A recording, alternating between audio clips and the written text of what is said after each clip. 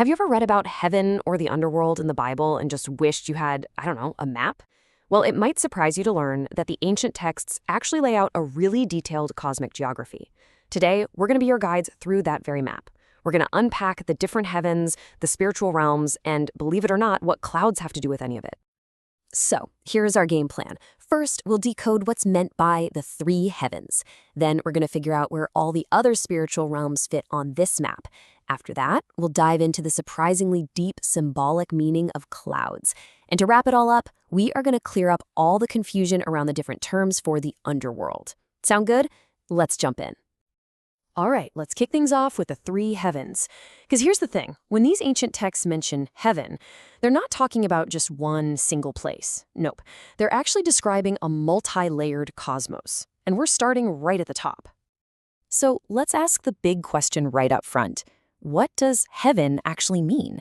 Is it the sky? Is it outer space? Is it where God lives? Well, the short answer is, yeah, all of the above. The term covers at least three very distinct dimensions, and knowing the difference between them is absolutely key to understanding the whole picture. Okay, this table right here gives us our foundational map. You can see it lays out three distinct layers. First, you've got the first heaven, which is basically what we'd call the sky or the atmosphere.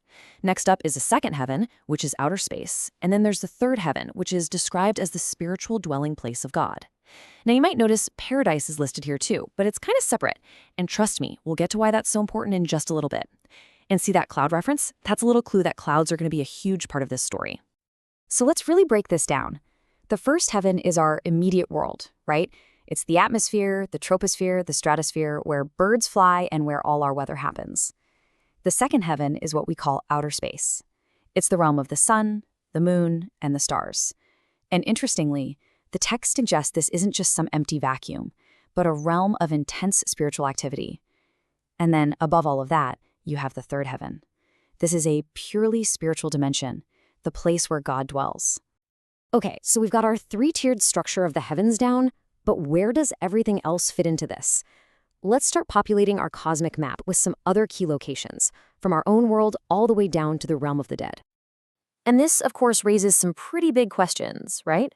Where do ideas like the underworld or paradise, or this place the texts call midheaven, where do they fit into the picture? Are they totally separate dimensions, or are they located inside this structure we've just talked about? Well, let's find out. This next layer of our map adds some really crucial detail. So you have the earthly realm, that's us, our physical world living right under the first heaven. Then, under the earth, you find the underworld, which is described as a temporary holding place for souls. Paradise is super interesting because, as we're about to see, its location actually changes over time. And finally, check out this really unique location, midheaven. It's described as a specific zone for major angelic announcements, kind of located between our atmosphere and outer space. How cool is that?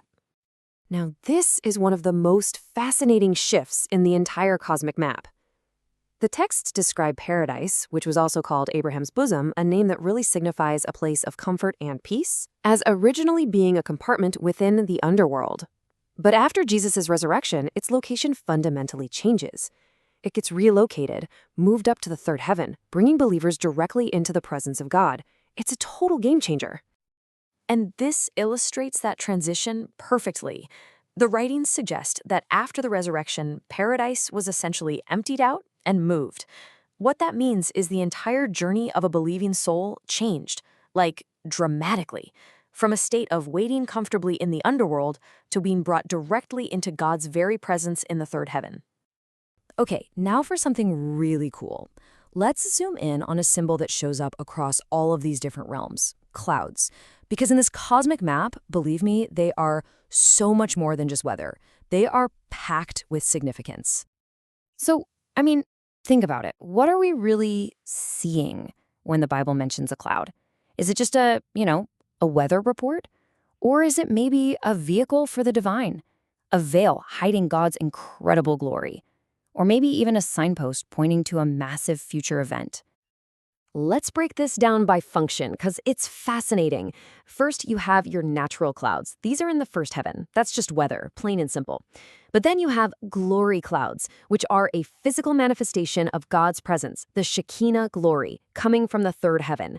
The texts also describe clouds being used for transportation, literally acting like divine chariots. They are also a huge prophetic sign of Christ's return. And finally, you have those mid-heaven clouds, which act as a kind of cosmic stage for major angelic announcements.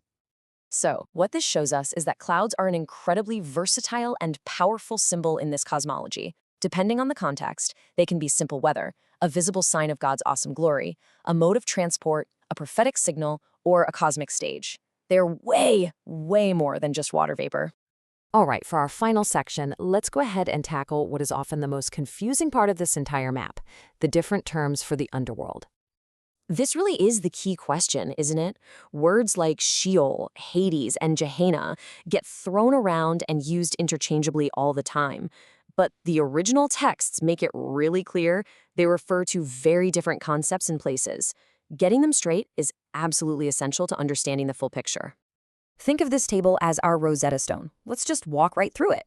We start with Sheol. That's a Hebrew word from the Old Testament. Its literal meaning is simply the grave or the pit. And it was seen as this neutral, shadowy realm for all the dead.